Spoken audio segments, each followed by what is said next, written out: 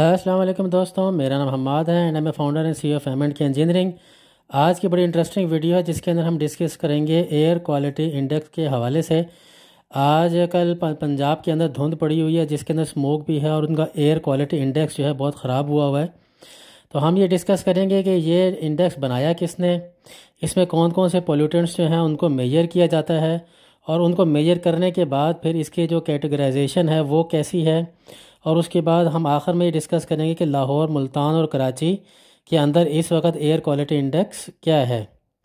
तो बड़ी interesting video है, इस वीडियो को आपने आखिर तक लाजमी देखना है।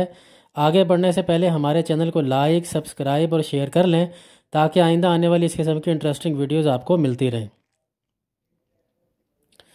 तो चलें अपने वीडियो की तरफ हम चलते हैं। सबसे पहले तो हम ये देखते हैं कि जो एक यूनाइटेड स्टेट्स का एक इदारा है EPA, एनवायरनमेंट प्रोटेक्शन एजेंसी, सबसे पहले इन्होंने एक एयर क्वालिटी इंडेक्स का एक पूरा सिलसिला तैयार किया। जैसे कि हमने कल की वीडियो के अंदर ये बताया था सारा का सारा स्मोक क्या चीज़ होती है, क्योंकि सबसे पहले ये न्यूयॉर्क सिटी और यहाँ इनके जो मुल्का इलाके थे वहाँ पर स्मोक आई थी। उसके बाद 1956 के अंदर लंदन के अंदर बहुत बड़ा स्मोक, और उसके बाद ये एयर क्वालिटी इंडेक्स ख़राब हुआ था। तो इन्होंने सबसे पहले EPA ने इसका एक पूरा क्राइटेरिया तैयार किया। पाकिस्तान में है, पाकिस्तान AQI यानी कि एयर क्वालिटी इंडेक्स का एक इदारा है जो कि इसके सारे जो चीज़ें हैं उसको कैलकुलेट करता है। अब हम ये डिस्कस करते हैं कि ये जो हवा में जो पोल्यूशन है वो उसमें कौन कौन से स्पेसिफिक पार्टिकल होते हैं और वो क्या क्या करते हैं। अब जैसे कल की वीडियो के अंदर हमने बताया था कि भाई इसके अंदर बहुत सारी गैसेस होती हैं, फैक्ट्रीज़ का पोल्यूशन होता है, गाड़ियों का, ट्रकों का एग्जॉस्ट होता है। इसी तरीके से जो घरों में चूल्हे जलते हैं या बड़ी जगहों पर खाना पकाने के लिए चूल्हे जलते हैं उसकी जो खाक हवा में उड़ती है वो है। इस तरीके से चिमनी है। तो इस किस्म के मुख्तलिफ जो पोल्यूशंस हैं वो हवा में शामिल हो जाती हैं। अब हमें जैसे सामने या आपको एक चार्ट नज़र आ रहा है, इसको हम एक एक करके हम डिस्कस करते हैं। इस चार्ट के मुताबिक जैसे स्टार्ट में नज़र आ रहा है PM10, इसी तरीके से अगला है PM2.5, फिर है NO2, ओजोन है O3, फिर कार्बन मोनोऑक्साइड है CO, फिर सल्फ़र डाइऑक्साइड है SO2, फिर है NH3 और आखिर में है लेड। अब हम इसको स्टार्ट करते हैं कि ये PM क्या चीज़ है। PM कहलाता है पार्टिकुलेटेड मैटर, और ये जो 10 है, 10 का मतलब है 10 माइक्रोन। और यहाँ पे लगे हाथ तो ये भी बता दूं कि 1 माइक्रोन का मतलब होता है कि 1 मिलीमीटर के अगर हम 1000 हिस्से करें तो वो 1 माइक्रोन कहलाता है। तो यहाँ पर ये बेसिकली 10 माइक्रोन है। इसी तरीके से जो अगला है PM2.5, यानी कि ये और उससे भी छोटा पार्टिकल है, यानी कि 2.5 माइक्रोन का साइज़ है इसके अंदर। इस रेंज के अंदर जो है पार्टिकल जो होते हैं वो ज़्यादातर होती है मिट्टी या गैस के रिएक्शन करने के बाद जो पार्टिकल निकलते हैं बेसिकली वो इसमें शामिल होते हैं।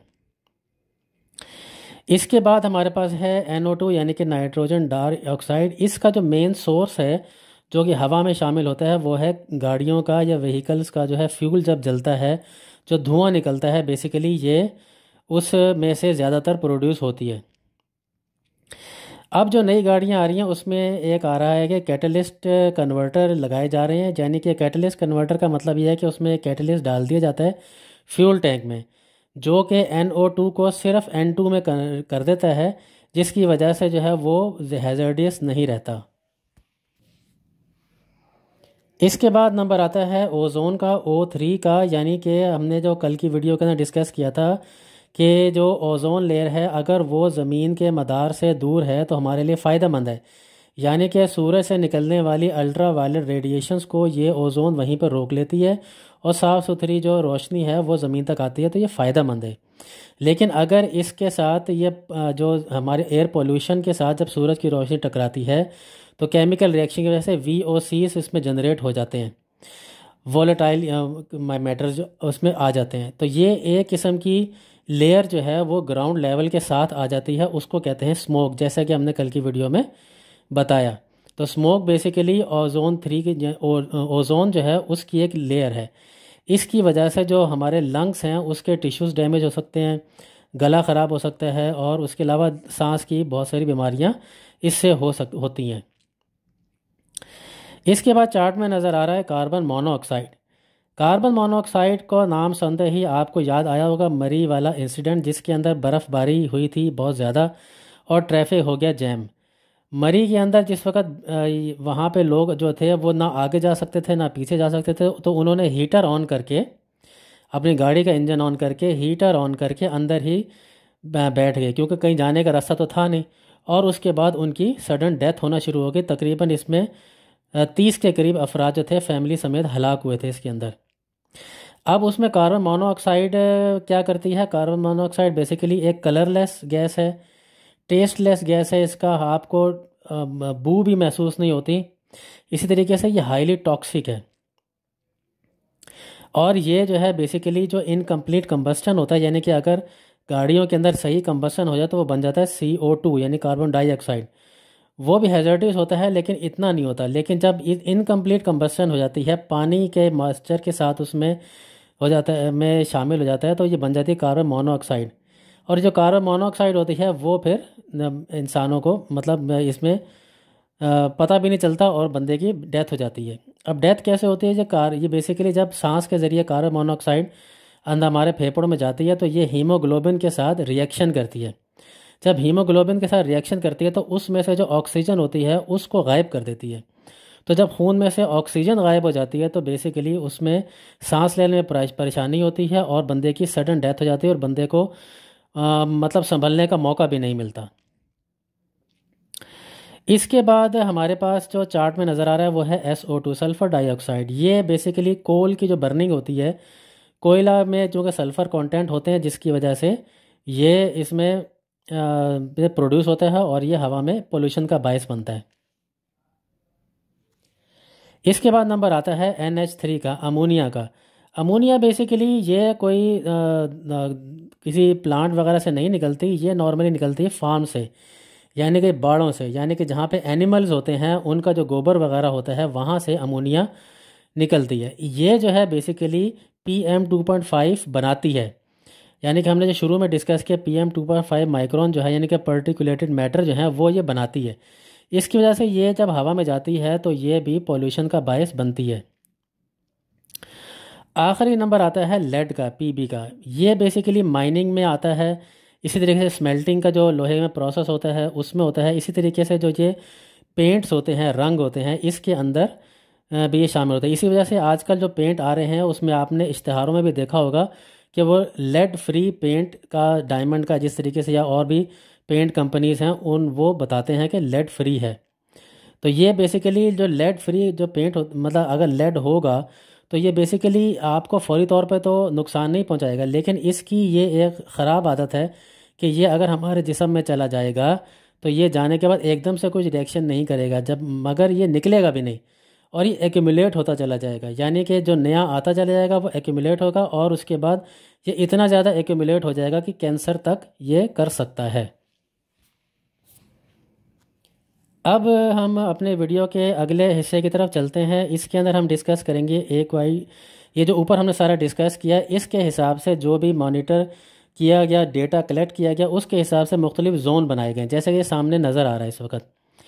इसमें जो जोन 1 है ये बेसिकली शो करता है, कैटेगरीज इन्होंने खुद बनाई है कि अगर एयर क्वालिटी इंडेक्स 0 से 50 के दरमियान होगा तो ये एक सही है, मतलब इसमें आप बाहर घूम फिर सकते हैं, आप दौड़ लगा सकते हैं, आपका जो ब्रीथ का मसला नहीं होगा। जो दूसरा लेवल है इसको, जो 51 से लेके ये 100 तक है, ये सेटिस्फैक्ट्री है, मतलब बहुत ज़्यादा भी गुड नहीं है लेकिन सेटिस्फैक्ट्री है। अगर आपका एयर क्वालिटी इंडेक्स अगर 100 से 150 के दरमियान आ जाता है तो ये मॉडरेट है, यानी कि इसमें थोड़ी बहुत जो नॉर्मल पीपल हैं वो तो चल सकता है सिलसिला, लेकिन जो बूढ़े लोग हैं या बच्चे हैं या जिनको सांस का मसला है उनको इसमें प्रॉब्लम हो सकती है। चौथे नंबर पे आता है 150 से लेकर 200 तक अगर AQI है तो यानी कि वो एक ख़राब जो है AQI है, यानी कि इसके अंदर पोल्यूशन है और इसमें लंग्स का मसला हो सकता है और हार्ट का मसला भी हो सकता है। अब अगर हम आगे चलें तो 200 से 300 तक जो है ये बहुत ख़राब AQI लेवल है, ये हाईली पॉल्यूटेंट है और इसमें आप ज़्यादातर घर में ही रहें तो ज़्यादा बेहतर है। इसके बाद के जो आगे के हैं वो बहुत ही ख़तरनाक है, यानी कि 400 तक भी है, 500 तक भी है। तो ये जो है ये इमरजेंसी वाली सूरत हाल है कि इसके बाद तो आपको मास्क का इस्तेमाल करना पड़ेगा, आँखों के ऊपर कुछ ना कुछ लगाते रहना चाहिए, चश्मा वगैरह लगा लें ताकि वो जो इसमें मुख्तलिफ पार्टिकल्स हैं वो आँखों में दाखिल ना हो सके। ये एक इमरजेंसी वाली सूरत हाल है। अब हम अपने वीडियो के आखिरी पार्ट की तरफ चलते हैं और इसमें हम आज का जिक्र करते हैं कि इस वक्त हमारा AQI क्या चल रहा है। यानी कि अगर हम देखें, जैसे नज़र आ रहा है कि AQI लाहौर का जो है वह इस वक्त 431 है। ये शदीद हैज़र्डियस हो चुका है और PM2.5 के पार्टिकल भी इसमें नज़र आ रहे हैं। और अब आपके सामने ही है कि मैंने ये कहा कि 300 से ऊपर वाला जो है वो सारी एमरजेंसी वाली सूरत हाल है। तो लाहौर का इस वक्त आज की डेट का जो है वो 431 है। इसी तरीके से जो मुल्तान है इसका 459 है, ये भी शदीद हैज़र्डियस है। तीसरे नंबर पे हमने कंपैरिजन के लिए रखा है कराची का, जो कि 82 है। तो ये मॉडरेट है, मतलब इसमें कोई ख़ास ख़तरे वाली बात नहीं, ये मॉडरेट है। तो उम्मीद है कि आपको हमारी ये पूरी डिटेल डिस्कशन आपको अच्छी लगी होगी। आगे बढ़ने से पहले हमारे चैनल को लाइक, सब्सक्राइब और शेयर कर लें ताकि आइंदा आने वाली इस किस्म की इंटरेस्टिंग वीडियोज़ आपको मिलती रहें। बहुत शुक्रिया।